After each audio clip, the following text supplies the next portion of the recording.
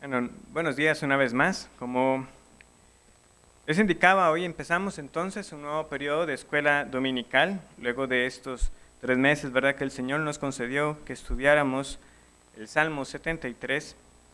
Hoy empezamos con un nuevo tema que he llamado Evangelio y Ley, cómo las buenas nuevas nos guardan de los extremos. Evangelio y Ley, cómo las buenas nuevas nos guardan de los extremos. Obviamente ese tema, ¿verdad? De entre varios que tenía en mente y luego de conversar con los pastores, este ha sido el candidato, ¿verdad? Que ha sido favorecido para este año, abordar la relación del Evangelio y la ley. O dicho de otro modo, cómo se relaciona el cristiano en el nuevo pacto con la ley de Dios a la luz del Evangelio. En primer lugar, quiero abordar la motivación pastoral detrás del tema. La inquietud realmente se traza a unos años atrás cuando escuchaba la narración del libro El Cristo completo por Sinclair Ferguson, aunque lo estaba escuchando en su momento, no había sido traducido en inglés. En ese momento, cuando opté por escuchar el libro en su versión de audiolibro, realmente yo viajaba poco a la oficina y los viajes eran cortos porque estaba incluso todavía más cerca.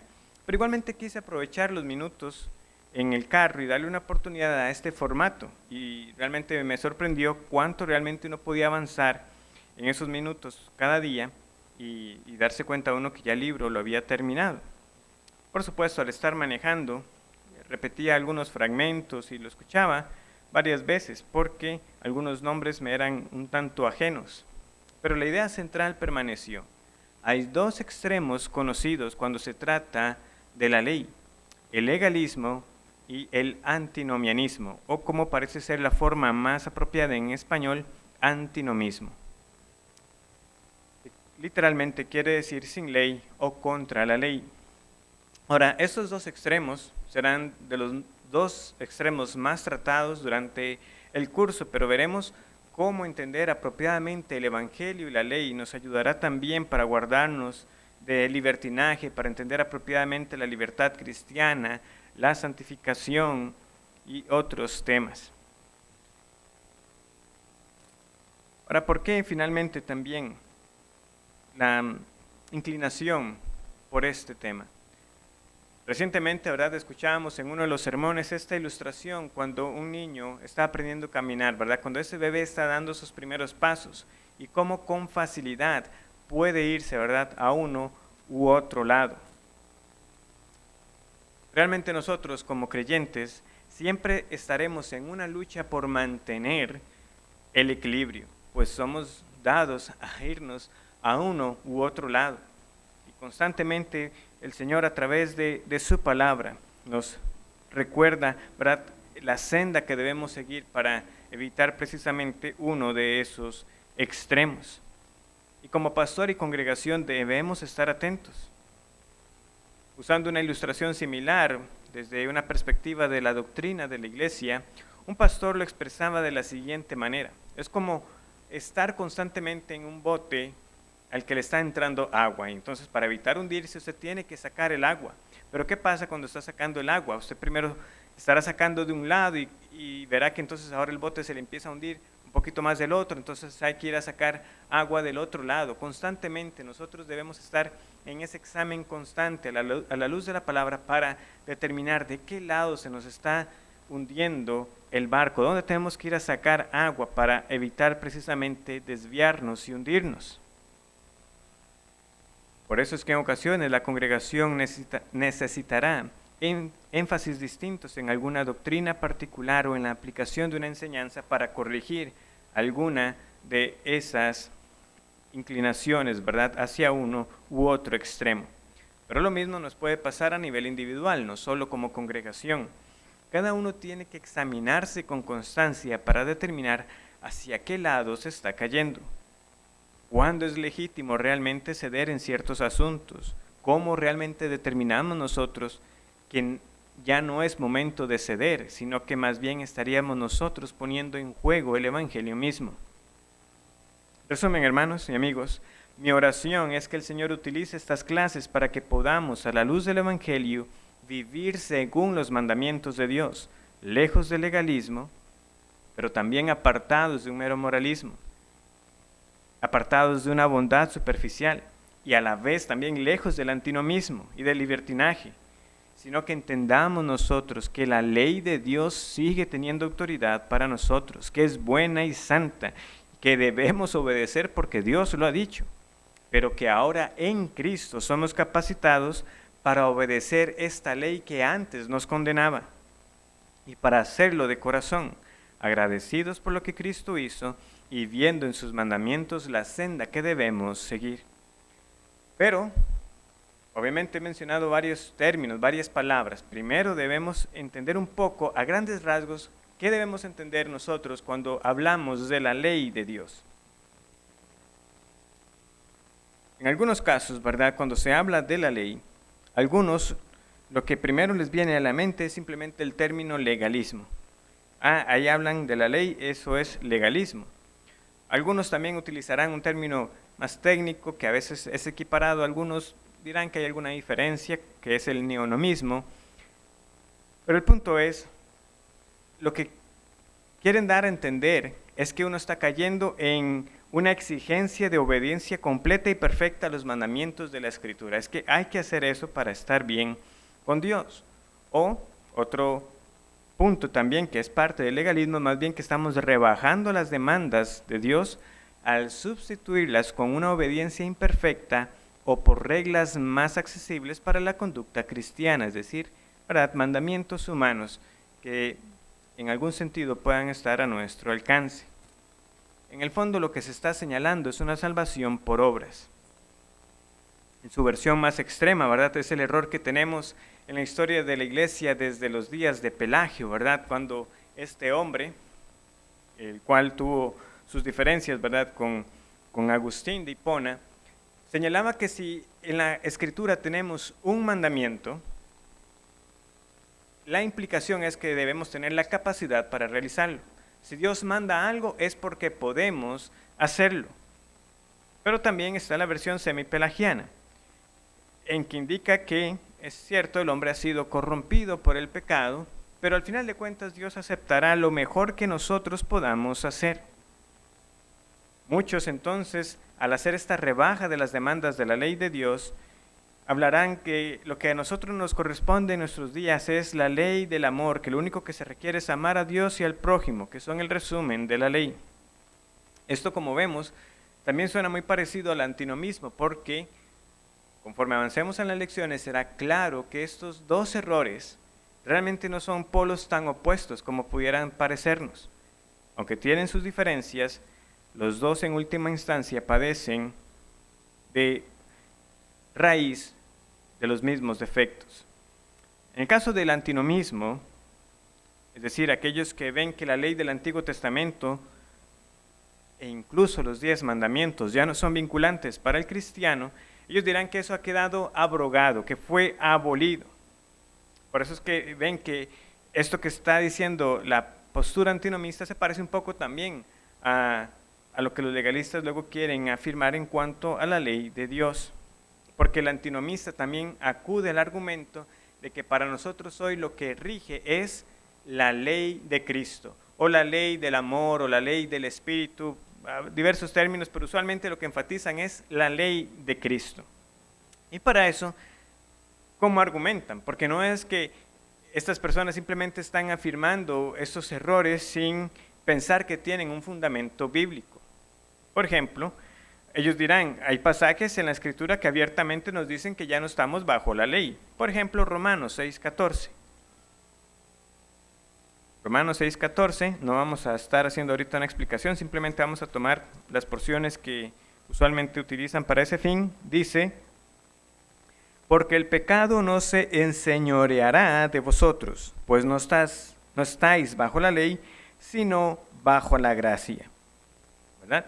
Dicen, ya no estamos bajo la ley. Similarmente, Romanos 7:6, ahí cerca, también dice, pero ahora estamos libres de la ley, por haber muerto para aquella en que estábamos sujetos, de modo que sirvamos bajo el régimen nuevo del Espíritu. y no bajo el régimen viejo de la letra. ¿Verdad? Ahí dicen, véalo, ahí está claramente, ya no estamos bajo la ley, ahora tenemos un nuevo régimen, ahora estamos bajo la ley del Espíritu. También citan con frecuencia la primera carta a los Corintios, capítulo 9, versículo 21. A los que están sin ley, y que literalmente ahí podríamos leer, ¿verdad? A los que están anomos, ¿verdad? Sin ley, como si yo estuviera sin ley, no estando yo sin ley de Dios, sino bajo la ley de Cristo. ¿Saben lo que Pablo está afirmando? Pablo dice que él no está bajo la ley, sino bajo la ley de Cristo. Que él no está sin ley, pero que la ley que tiene es la ley de Cristo. Similarmente, también esta expresión aparece en Gálatas, ¿verdad? En Gálatas 6:2 dice, sobrellevad los unos las cargas de los otros y cumplid así la ley de Cristo. También Gálatas 5:18 pudiera ser empleado, si no se entiende bien, cuando dice, pero si sois guiados por el Espíritu, no estáis bajo la ley. Entonces dicen, vean, son varios pasajes que nos dicen que no estamos bajo la ley, ¿verdad? En primer lugar. En segundo lugar dicen, además, la Biblia viene y nos afirma que no estamos bajo la ley, pero no que estamos completamente sin ley, sino que tenemos la ley de Cristo. ¿Y qué es la ley de Cristo? Ellos dirán, esta ley de Cristo se resume en el amor. El resumen de la ley es amar a Dios y amar al prójimo. El mandamiento nuevo que Cristo nos vino a dar es que nos amemos los unos a los otros. Juan 13:34. Además, ellos dirán, Cristo cumplió toda la ley. Por lo tanto, al cumplirla a Él completamente, ya le puso fin.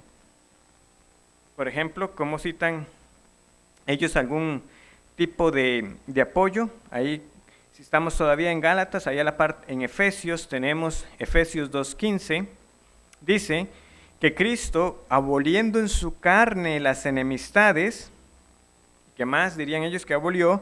La ley de los mandamientos expresados en ordenanzas, para crear en sí mismo de los dos un solo y nuevo hombre, haciendo la paz.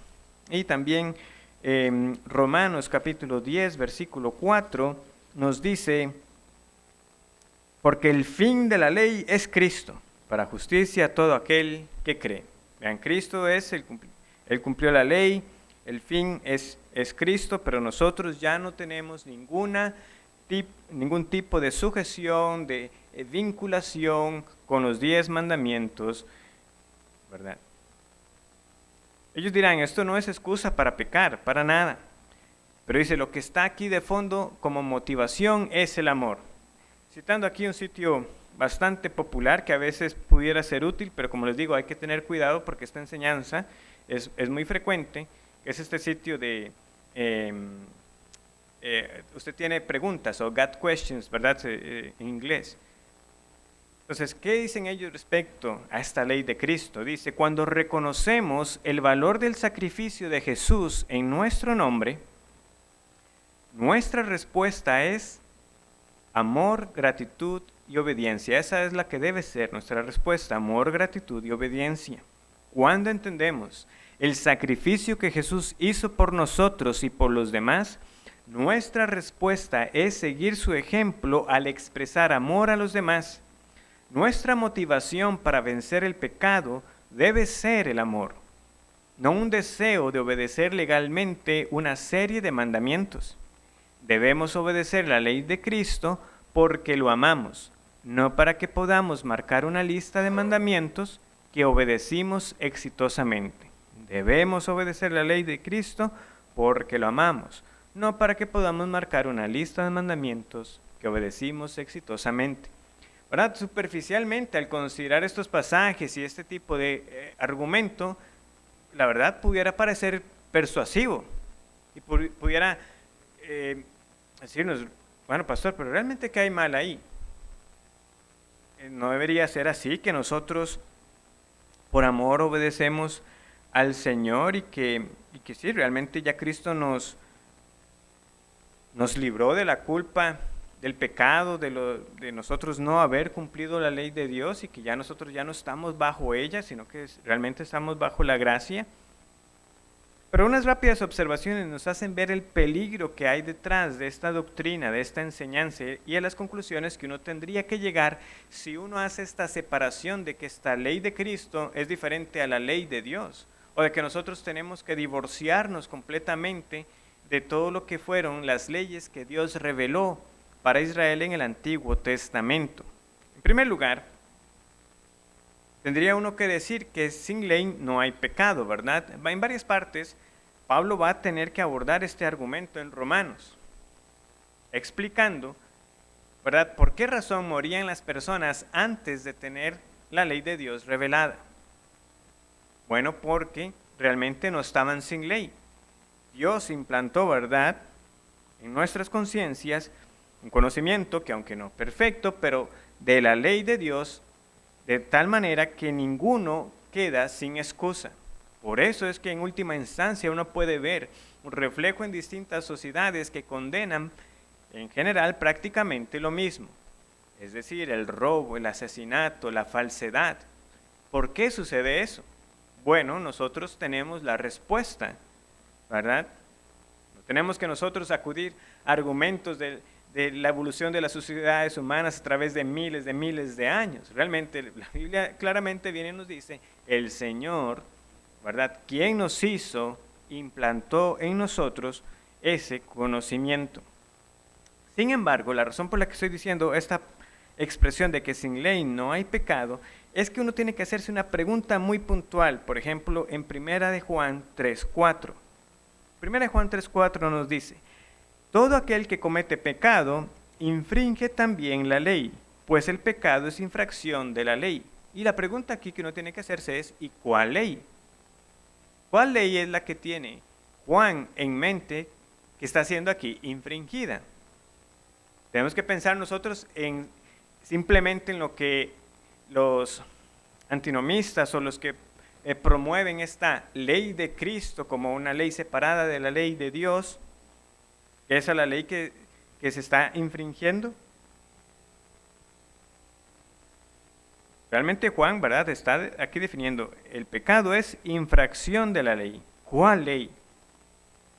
Claramente tiene que ser la ley de Dios, la cual nosotros, estando en Adán, era para nosotros un pacto de obras, cuyo pago por quebrantarla era la muerte, como también muy claramente nos dice la Escritura. Pero en Cristo ahora esta ley es una ley de vida. Pero hay que preguntarse, o sea, ¿realmente estaban los autores del Nuevo Testamento cada vez que tenían estas alusiones a la ley de Dios pensando como, bueno, no la ley que Dios ya nos había revelado, en particular su ley moral, los 10 mandamientos? No, esa no, sino esta nueva ley, este régimen del Espíritu no hace sentido en este contexto de Juan. En segundo lugar, el razonamiento del amor al prójimo es un razonamiento fallido también, porque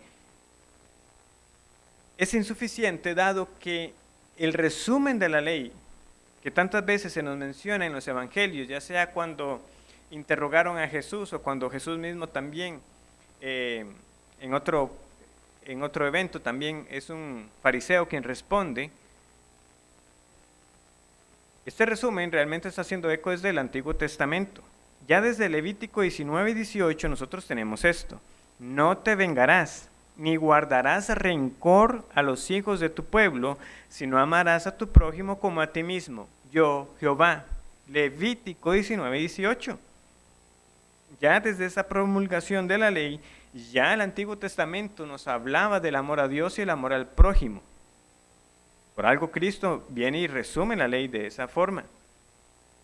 También cuando hablamos del amor a Cristo y la obediencia, claro que esa relación se nos muestra con claridad en las páginas del Nuevo Testamento. El pasaje más claro, ¿verdad? Juan 14:15, bastante conocido. Si me amáis, guardad mis mandamientos. Pero la pregunta que uno debe hacerse, ¿cuáles mandamientos ha dejado Cristo? ¿Enseñó Cristo una serie de mandamientos completamente diferentes que las personas nunca antes habían escuchado y que no tenían ninguna relación con los 10 mandamientos que el Señor nos había dado en el Antiguo Testamento? El Sermón del Monte es un claro ejemplo, ¿verdad? Si nosotros vamos a Mateo capítulo 5,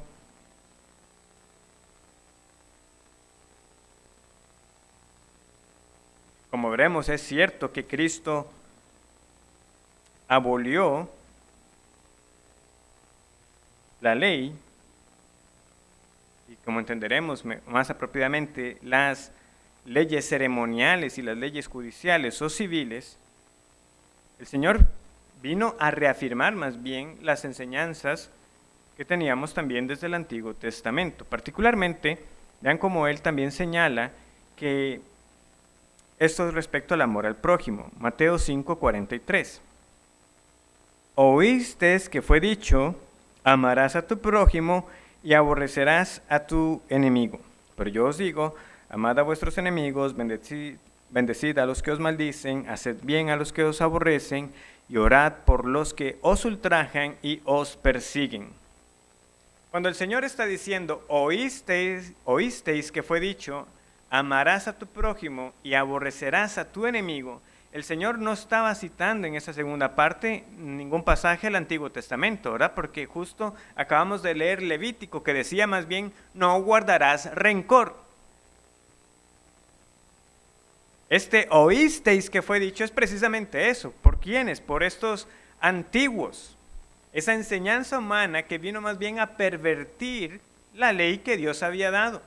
Cristo viene a recordarnos cuál es el sentido apropiado. Viene a decirnos, esto es. Pero no está diciendo, eso ya pasó. No, Él no dijo, bueno, oyeron eso, pero yo ahora les digo como dando un mandamiento completamente nuevo y radical. No, yo vengo a corregir más bien esas perversiones, esas desviaciones que han sido introducidas a la ley de Dios.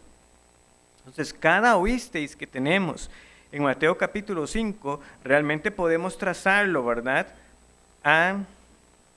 a distintos mandamientos que tenemos en el Antiguo Testamento y en última instancia al decálogo, a los 10 mandamientos, ¿verdad?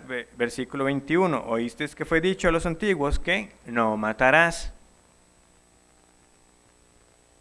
Y cualquiera que matare será culpable de juicio, y Cristo viene a darnos el sentido correcto, ¿verdad? Pero no matarás, ¿dónde lo tenemos? Éxodo 20, los 10 mandamientos. Mateo 5:27, oísteis que fue dicho, no cometerás adulterio, también. Versículo 33, además habéis oído que fue dicho a los antiguos, no perjurarás sino cumplirás al Señor tus juramentos. En última instancia podemos trazar eso también al mandato de no hablar falso testimonio. Ahora bien, esto es Cristo, ¿verdad?, quien abiertamente dijo en Mateo 5:17, no penséis que he venido para abrogar la ley o los profetas, no he venido para abrogar, sino para cumplir. La Cristo viene y dice, yo no he venido para abrogar la ley o los profetas. Eso debemos tenerlo también presente cuando los que promueven esta ley de Cristo, esta versión antinomista de la ley de Dios, vienen a decir, es que Cristo cumplió todo y por lo tanto esa ya no tiene nada que ver con nosotros. Cristo dice, yo no vine a abrogar. Santiago. La carta a Santiago,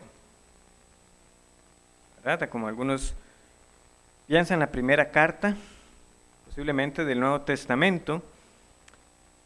Santiago, ¿verdad? O Jacobo, como lo leemos de él en Hechos capítulo 15, en esta reunión de las iglesias, cuando estaban tratando esta controversia de aquellos que querían imponer la circuncisión, él es, ¿verdad?, parte fundamental de esta reunión. ¿Y qué es lo que sale producto de esa reunión, verdad?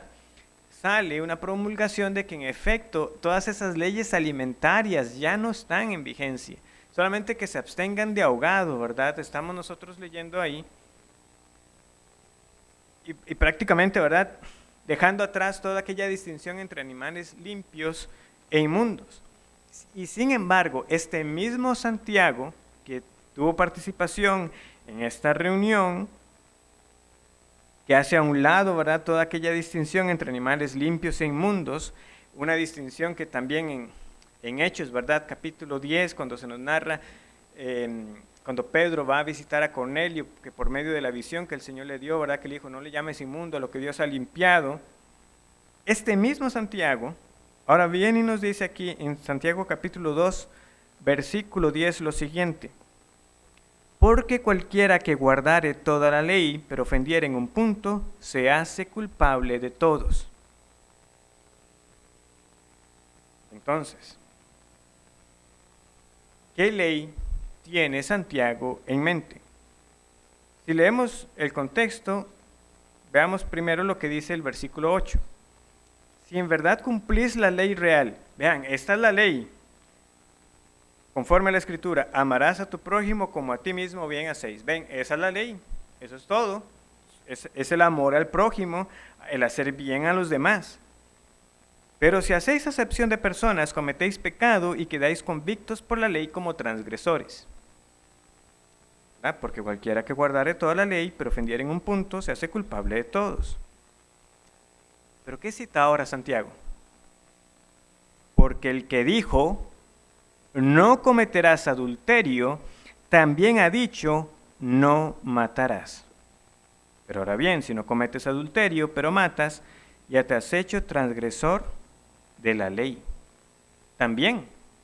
O sea, somos transgresores de la ley por hacer acepción de personas, ¿verdad? En el contexto más amplio, Santiago está denunciando a aquellos que favorecían o trataban mejor a los que tenían más. Ahora siéntese usted aquí y al pobre lo hacían a un lado.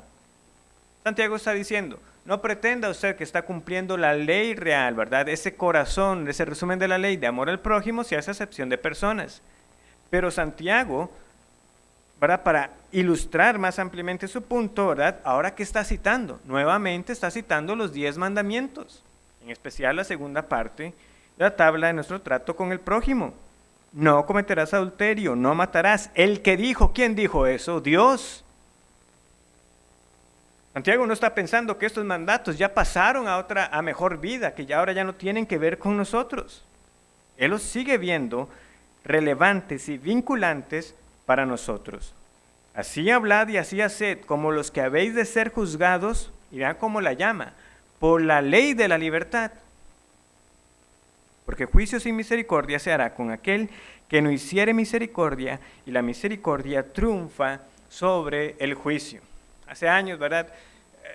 Hay distintas definiciones de libertad, pero una que suelo recordar no es hacer lo que uno quiere. Libertad es poder hacer aquello que uno debe hacer. Y la ley de libertad para nosotros es precisamente hacer aquello que Dios nos dice que hagamos. ¿Y qué tiene Santiago en el contexto para nosotros? La ley de Dios expresada en los 10 mandamientos, esa ley moral.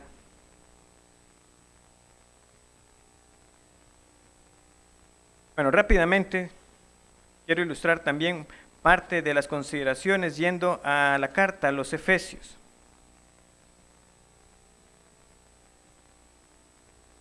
Una división tradicional para entender especialmente las cartas de Pablo es ver en ellas una división entre lo que llamamos los indicativos o la instrucción doctrinal, la parte doctrinal, y luego una parte, por llamarlo así, práctica o donde tenemos los imperativos, lo que tenemos que hacer. Ahora, para mí es una división útil que pueda servir para el estudio de la carta a los Efesios o en general el estudiar las cartas de Pablo a las iglesias. Sin embargo, cuando nosotros hablamos de esta distinción, como les digo, útil, debemos cuidarnos de algo, nuevamente de estar haciendo en nuestra cabeza una separación rígida entre esto es doctrina y esto es práctico, esto es lo que Dios dice y esto es lo que debemos hacer. Y no caer en cuenta que para Pablo, de un momento a otro, en lo que podemos llamar nosotros una parte doctrinal, estamos viendo una implicación o un imperativo, una parte práctica. Por ejemplo, cuando Pablo nos está abriendo en la carta a los Efesios, ¿verdad? Bendito sea el Padre, el Dios y Padre, nuestro Señor Jesucristo, que nos bendijo con toda bendición espiritual en los lugares celestiales en Cristo, ¿verdad? Está dándonos a nosotros, ¿verdad? Ricas declaraciones doctrinales, pero ¿cómo está iniciando esa declaración? Con una alabanza. O sea, para esto, para Pablo no era simplemente, bueno, hermanos, sepan, está la doctrina de la elección, Dios nos escogió desde antes de la fundación del mundo en Cristo. Eso tenemos que verlo así, que fuimos escogidos no por méritos de nosotros, sino por el puro afecto de su voluntad, sino bendito sea el Dios y Padre, ¿verdad? Y cuando hemos escuchado, ¿verdad?, exposiciones al respecto, entender de que por decirlo así no hay puntos, ¿verdad?, gramaticales, es una gran expresión de Pablo, ¿verdad?, sin pausa, alabando al Señor. Y asimismo, en este mismo capítulo 1, en el versículo 15, luego dice, por esta causa también yo, habiendo oído de vuestra fe en el Señor Jesús y de vuestro amor para con todos los santos, dice, no ceso de dar gracias por vosotros, haciendo memoria de vosotros en mis oraciones. O sea, esto que está, ¿verdad?, hablando Pablo, dice, me lleva a mí a orar por ustedes constantemente. Nuevamente, no simplemente está la declaración de Pablo diciendo, bueno, sepan también que el mismo poder que resucitó a Jesús de entre los muertos, actúa también en ustedes. No, es mi oración, que Dios abra los ojos de su entendimiento para que sepan cuál es la esperanza que los ha llamado y cuál es la riqueza de su gloria y cuál es la supereminente grandeza, la cual operó en Cristo. Eso está presente, es decir, precisamente por la doctrina, Pablo alaba y ora al Señor. Y lo mismo cuando empezamos en el capítulo 4, ¿verdad? Tradicionalmente visto más de este lado de los deberes que tenemos y que prácticamente, como muchos dirán, o sea, Pablo prácticamente pasa también por la ley de Dios, ¿verdad? Por la segunda tabla de la ley y explícitamente en el capítulo 6 cuando cita, ¿verdad? Honra a tu padre y a tu madre, ¿verdad? Y lo cita explícitamente, pero igualmente, no simplemente está dando una serie de deberes, ¿verdad? El que robaba, no robe más, hablen la verdad. No simplemente está dándonos a nosotros, ¿verdad?, una serie de instrucciones, sino que, por ejemplo, cuando nos llama al perdón, ¿qué nos dice a nosotros? Efesios 4, 32, antes sed benignos unos con otros, misericordiosos, perdonándoos unos a otros, como Dios también os perdonó a vosotros en Cristo. Esta verdad, Dios les ha perdonado en Cristo, permea la instrucción de que debemos perdonarnos unos a otros. No está separada, no está sin asociarse apropiadamente. Entonces, esta forma, a veces de que nosotros estamos creando estas separaciones, estas categorías, puede a veces afectarnos a nosotros para entender apropiadamente por qué es que debemos seguir obedeciendo al Señor, por qué hacemos lo que hacemos. Pero bueno, para finalizar este punto, la ley de Cristo y la ley de Dios, ¿verdad? Como estamos, y espero que al menos estos pasajes ya nos hayan dejado la inquietud y suficiente claridad para saber de que no son cosas distintas, que Cristo hizo eco de los mandamientos de Dios y Él simplemente vino a darnos el sentido correcto. Y los apóstoles vienen y hacen lo mismo, hacen eco de la instrucción, de los mandamientos de Dios, de la ley de Dios, pero ahora a la luz de la revelación completa del mensaje del Evangelio. Por entonces, ¿a qué estaremos nosotros aludiendo mayormente cuando hablamos de la ley de Dios? En un sentido, ¿verdad? Cuando hablamos de la ley de Dios, podemos referirnos a toda la palabra de Dios, porque todo lo que Dios dice es ley, ¿verdad? Lo que Dios dice, eso es. O como recién se nos exponía en el Salmo 119 y memorizábamos, ¿verdad?, que la palabra de Dios nos es para nosotros mejor que millares de oro y de plata.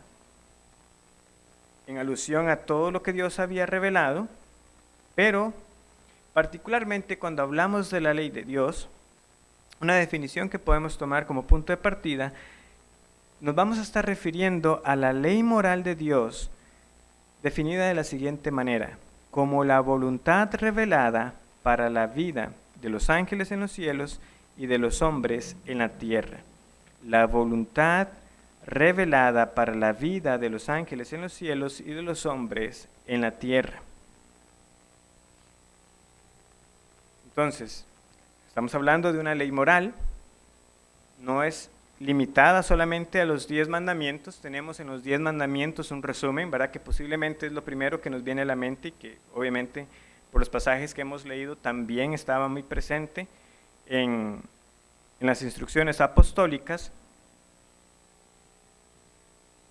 Pero como señala Sproul, ¿por dónde empezamos nosotros un estudio de la ley de Dios?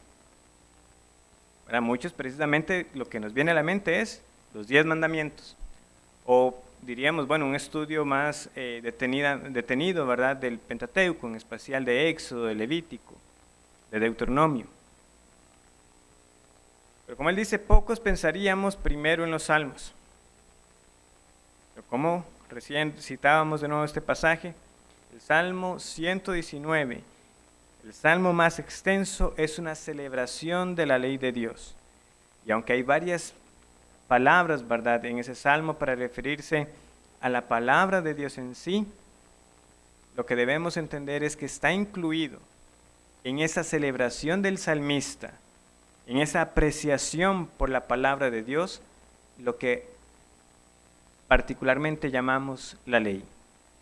Es decir, los mandamientos de Dios, su instrucción moral, era también para el salmista motivo de gozo, de deleite, que le era más dulce que la miel, mejor que millares de oro y de plata, que gracias a ello era más sabio que los viejos.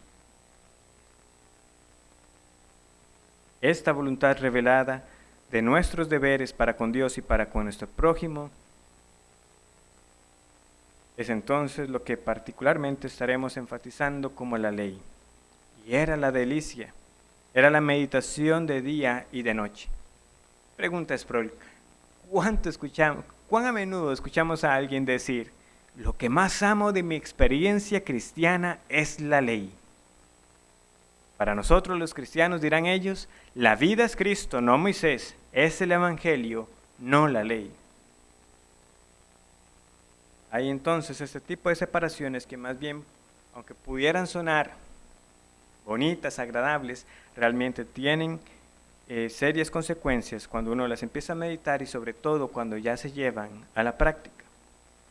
Bueno, el tiempo está avanzando, pero vamos a ver al menos rápidamente unos conceptos necesarios también que debemos tener en cuanto a la ley. Los tipos de ley y los usos de la ley.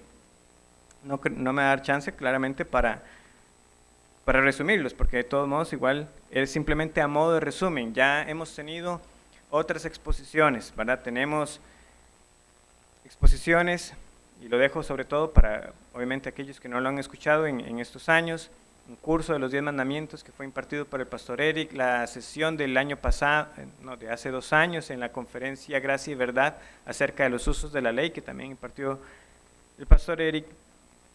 Pero sí debemos tener claro que a modo general nosotros confesamos, y no me va a dar chance de mostrar esto hoy en la confesión de fe, lo tomamos la próxima semana, pero nuestra confesión reconoce, ¿verdad?, 3 tipos de ley: la ley civil, la ley ceremonial y la ley moral de Dios. Esa es la clasificación, podemos llamar así, ortodoxa, tradicional, aunque pueden haber a veces algunos nombres un poquito diferentes. Por ejemplo, en este libro, ¿Cómo aplica la ley de Dios para mí?, de Sproul, del que he citado algunas frases, él habla de la ley moral, de la ley ceremonial, y habla también de las leyes dietéticas, o sea, la pone como la tercera categoría. O Sam Waldron, en su exposición de la confesión de fe, emplea el término ley judicial más que el término la ley civil, pero es lo mismo para nuestros fines. Ahora, muchos son detractores de estas categorías que le acabo de citar, pero como les digo, las vemos reflejadas en nuestra confesión de fe, y el capítulo 19 de la ley de Dios también será importante en el estudio de nuestro curso. Dirán que eso es artificial, que usted no va a encontrar esas categorías así expresadas rígidamente en el Antiguo Testamento, y que cuando Cristo cumplió toda la ley, la cumplió toda, incluso lo que ustedes llaman ley moral, ley civil y ley ceremonial. Nuestro entendimiento es que Cristo, sí, cumplió con la ley y abrogó para nosotros la ley ceremonial, y que de la misma manera también la ley civil ya tuvo su momento para el pueblo de Israel cuando fue una teocracia, pero que la ley moral sigue siendo vinculante.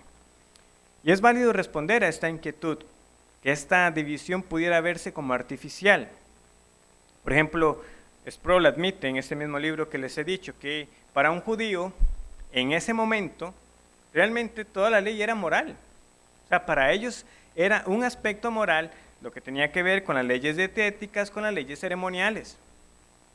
Para Daniel y sus amigos era un tema el hecho de participar de la comida inmunda del rey. Cuando estaban cautivos en Babilonia tenía implicaciones morales. Dice él, era una cuestión moral para Daniel, Sadrach, Mesach y Abednego si obedecían las leyes dietéticas de Dios mientras estaban en el exilio. Era una cuestión moral para Israel si obedecía la ley ceremonial. Sin embargo, el propósito en nuestro día de distinguir entre los tres es comunicar que todavía hay un estrato sustantivo de la ley en el Antiguo Testamento que parece continuar en la vida de la iglesia del Nuevo Testamento. ¿Por qué es que hacemos nosotros esas distinciones? Precisamente porque vemos que hay una parte de ella que tiene continuidad en la vida de la iglesia hoy. Waldron rápidamente nos dice que es cierto que al leer el Antiguo Testamento nosotros podemos ver que esas categorías a veces están mezcladas, pero también la Biblia da un énfasis particular y especial a los 10 mandamientos. Y los 10 mandamientos fueron los únicos escritos por el dedo de Dios, y que aún así el mismo libro de Éxodo, igualmente en su desarrollo, nos muestra una separación. Ahora tenemos el resumen de la ley moral en Éxodo 20. Luego tenemos leyes civiles en Éxodo 21 al 23. Y luego a partir del capítulo 25, que tenemos leyes relacionadas con la parte ceremonial, todo lo que tenía que ver con el tabernáculo. Entonces podemos ver unas categorías.